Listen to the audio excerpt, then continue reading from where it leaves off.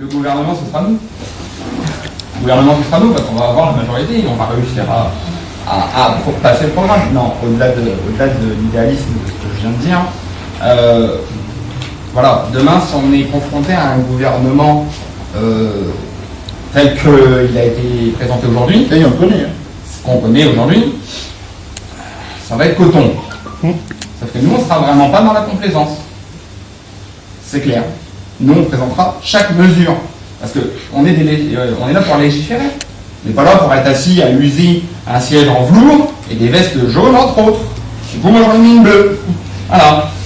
On n'est pas là pour faire de la figuration.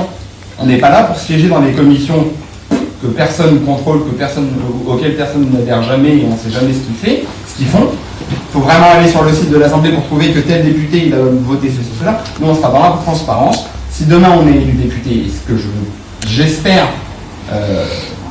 dans un maximum de circonscriptions, on donnera tous les mois, je pense, à voir comment ça se procédera.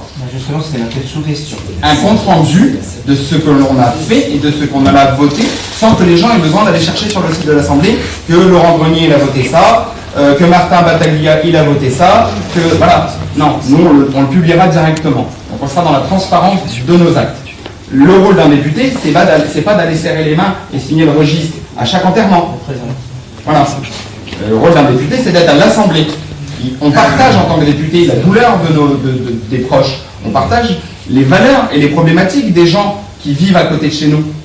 Voilà. Mais on est là pour effectivement sur un mandat national. Et en tant que député d'opposition, on mettra des stops systématiquement à la politique que le gouvernement Macron va faire, c'est-à-dire l'ultralibéralisme, la casse de la sécurité sociale, la casse du travail, etc., etc. Là, pour l'instant, ils ont fait quelques effets d'annonce. On sait très bien qu'en juillet, pendant que tout le monde est en ce qu'on appelle la pause parlementaire, pendant qu'il n'y a plus personne, ils vont faire passer par ordonnance un maximum de choses. Si demain, on est élu, mais moi je m'en fous, je n'aime pas me faire dans la pilule. Hein, que les choses soient claires. Nous, on sera là du début à la fin pour voter les motions de censure, pour voter contre les lois qu'ils proposeront, et pour aller à l'encontre de tout ça. Et si demain, on a une majorité réelle, on n'a même pas besoin de se défendre plus. L'avenir en commun, tout le monde l'a lu presque. Ben voilà, l'avenir en commun, c'est notre livre de chevet. Et c'est la chose qu'on va porter à l'Assemblée nationale jusqu'à ce que chaque mesure soit votée. Voilà. Et peut-être alors, le lien. On aura une deuxième question parce que celle-là, elle était déjà.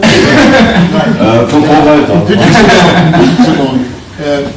Je reviens sur ce que je voulais, parce qu'il y a quand même deux questions qui tournent autour de la même chose et qui sont une interrogation sur cette articulation entre le local et le national. Or, jusqu'à présent, on a été habitué à ce que le député soit notre porte-parole. C'est ce qu'il disait. En fait, moi, aucun député n'a jamais porté ma parole. Il ne m'a jamais représenté, représentant du peuple. Je ne suis jamais, je ne sais pas si vous, mais moi je ne me suis jamais senti représenté. Et simplement, il y a des gens qui considéraient qu'il fallait voir le député pour avoir un certain nombre de passe-droits, d'atténuation, parce qu'il avait le bras long.